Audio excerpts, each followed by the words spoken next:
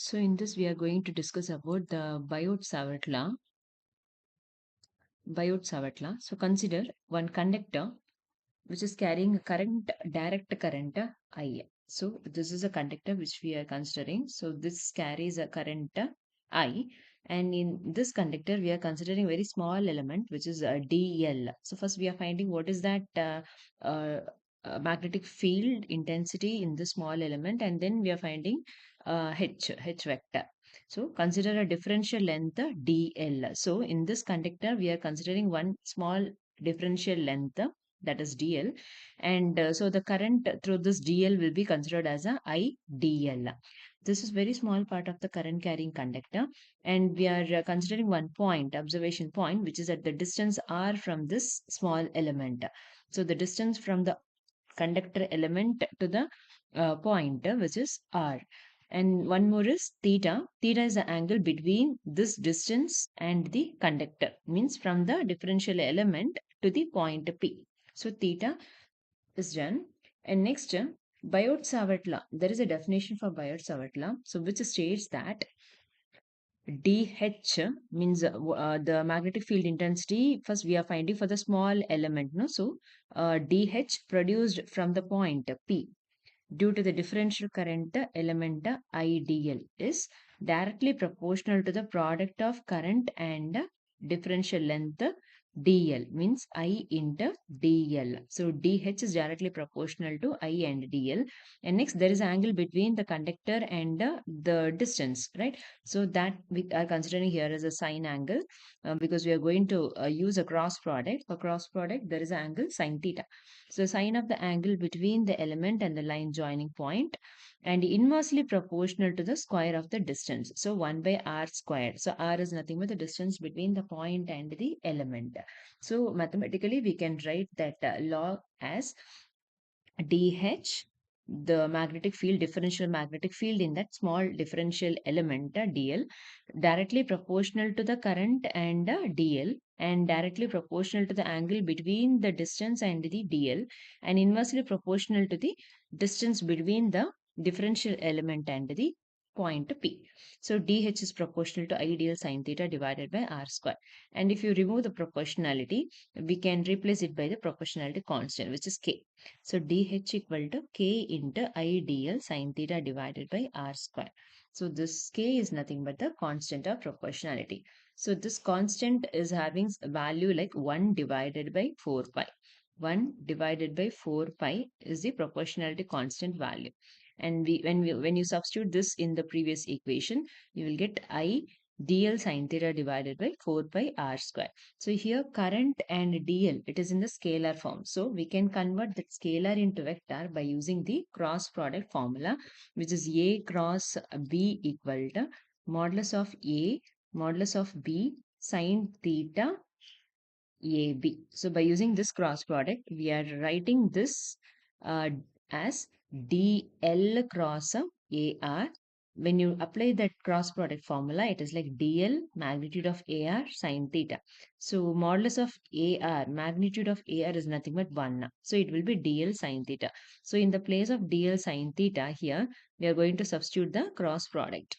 So it is like IDL.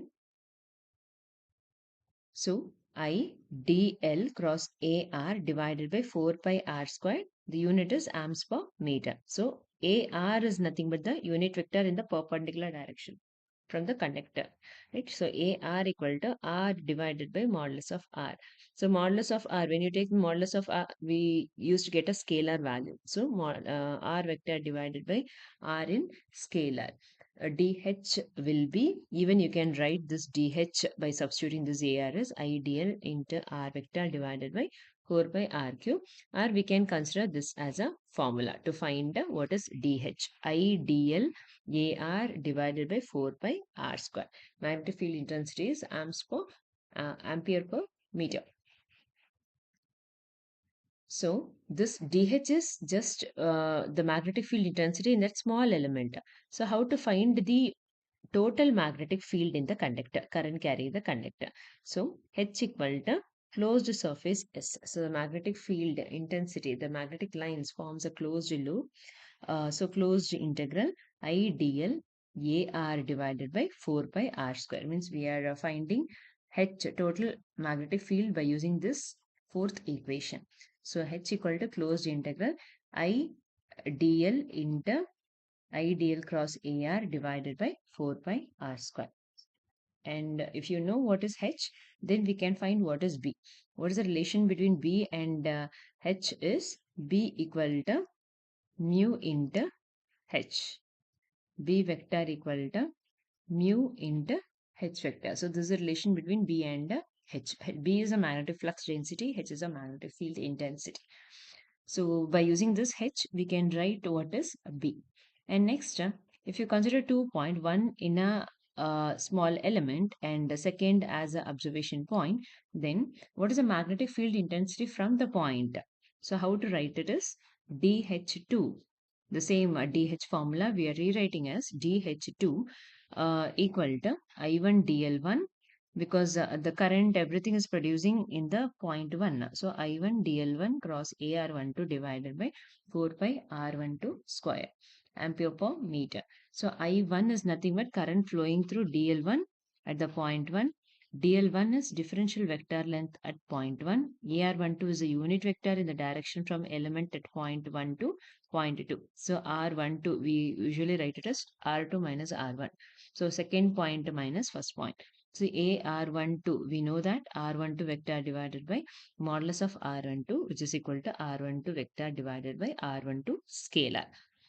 And the formula will be like the total magnetic field at point 2 is H2 equal to closed integral I1 dl1 cross AR12 divided by 4 pi R12 square ampere per meter. So this is called as a integral form of the Biot-Savart law. Next, we are going to discuss about the magnetic field intensity due to infinitely long straight conductor. So there are two cases. One is the conductor which is infinite length and one more is a finite length.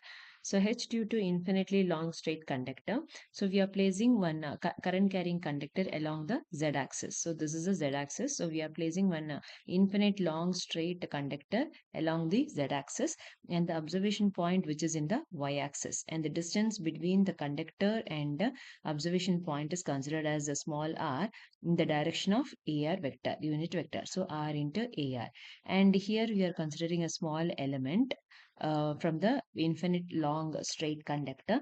So the according to this, the point, this is point 1 and this is point 2, right? So we have to find what is a magnetic field intensity due to the small element, and then we are finding the total magnetic field. So dl is nothing but the length of the small differential length of the small element from the conductor, and the distance between this point 1 and point 2 is r12. R12. So, and the unit vector along this direction is AR12. And since we are placing the conductor in the z-axis, the here we can write it as Z in the AZ unit vector. And this is about the diagram. And next is we are going to find what is the H vector. So first we are finding what is DH vector. So we know our Biot-Savart law, which is DH vector equal to, we have the formula DH vector equal to IDL AR12 divided by 4 pi R12 square. Means we are finding what is the magnetic field intensity at the point 2, which is the observation point. So DH equal to IDL AR12 vector divided by 4 pi R12 square. So for this, to find a DH, first we have to find what is AR12. First we are finding what is AR12, and next we are finding what is a DL, and then we are doing the cross product of this two, and we are substituting back to DH vector. So here so IDL, we are placing the conductor in the z-axis, right? So IDL means the current through the conductor. IDL we can write it as I into dz az, because placing the conductor in the z-axis. So IDL equal to I dz az. Next, finding what is AR12. So for AR12, the numerator is R12 vector divided by modulus of R12. So what is R12? R12 is this RAR minus ZAZ. So here we have a point which is 0. We have a point like 0 r comma 0, and here we have a point which is 0 comma 0 comma z. So when you find what is r12, we get 0 minus 0 and RAR minus 0, and one more is 0 minus a Z. So we are writing it as minus ZAZ plus RAR vector. So this is a numerator term, and for this modulus comes as root of R square plus Z square. So when you substitute in numerator and denominator, you will get this equation, which is RAR minus ZAZ divided by modulus of R square plus Z square. And after finding this DL and AR12, we have to do the cross product for that determinant function. This related to the cylindrical coordinate system. So the coordinates are R, phi, and Z. So AR, A phi, and AZ comes in the first row. And next, DL vector. So what is in DL vector? You have only one component, which is AZ component. So it's DZ. DL is nothing but DZ here. So DZ and x and y components are 0. And the third row, which comes for the AR12 vector. So AR12 vector is having the R component and Z component. So phi component is 0. For time being, we are neglecting this denominator term. Means we consider it back after finding the cross product. The R component and Z component we are substituting here. So R and minus Z. So when we find what is denominant of this matrix, you will get R into dz A phi. And next, we are substituting all those things. So now IDL cross AR12. So we calculated what is DL cross AR12. And next we are multiplying I here. IR dz A phi divided by the denominator term from this unit vector, which is root R square plus a Z square. And next we are substituting in a DH vector. So DH vector equal to IDL cross AR12 divided by 4 by R12 square, and we are substituting everything, and here the root will be cancelled with this square. The whole power will be 3 by 2. So I R dz A phi divided by 4 pi R square plus Z square, the whole to the power 3 by 2. And we got what is a DH.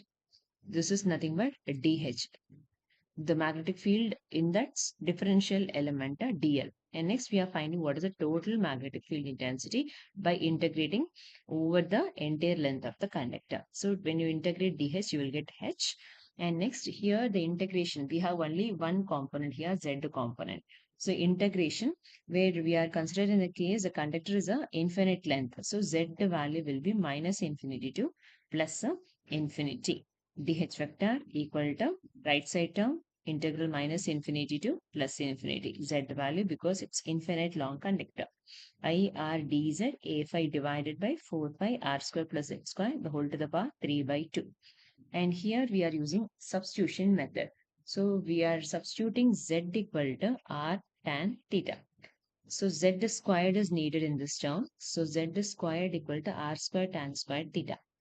And here we have a dz. So when you differentiate this z equation on both sides, you will get what is dz, which is z differentiation of z is dz, r is a constant. And next here the tan theta differentiation is secant squared theta into d theta. And when we use substitution method, even we have to change the limit, where z equal to minus infinity to plus infinity will change to theta. Means when z equal to minus infinity, when you substitute minus infinity in this z equation, you will get theta as minus pi by 2. And z equal to plus infinity here, when you substitute here, you will get theta equal to plus pi by 2. So our new limit is theta equal to minus pi by 2 to plus pi by 2. IR, our equation is what? IR and dz. We are substituting dz as r secant square theta into d theta, a phi divided by 4 pi r square, and z squared we are substituting as r square tan square theta, the whole to the power 3 by 2. And when you do the simplification, r into r is r square secant square theta into d theta a phi divided by 4 pi. When we take r squared out, it will be r cube. R cube secant cube theta. What is that secant cube theta from? When you take r squared out, it is 1 plus tan squared theta. 1 plus tan squared theta is secant squared theta. And it is inside the 3 by 2. It is inside the 3 by 2. So the square goes and you will get secant cube theta. So secant cube theta and here secant square theta will get cancelled. And you will get 1 divided by secant theta d theta a phi. 1 by secant theta is nothing but cos theta. And when we integrate a cos theta, we'll get sin theta, upper limit minus lower limit, pi by 2 and minus pi by 2. And you will get the answer as I divided by 2 pi r. So h vector we get it as h vector equal to I divided by 2 pi r in the direction of phi. And when you know what is h, we can find what is b, which is mu h equal to mu I 2 pi r into a phi. And the unit for magnetic field intensity is amperes per meter, and for magnetic flux density is Weber per meter square.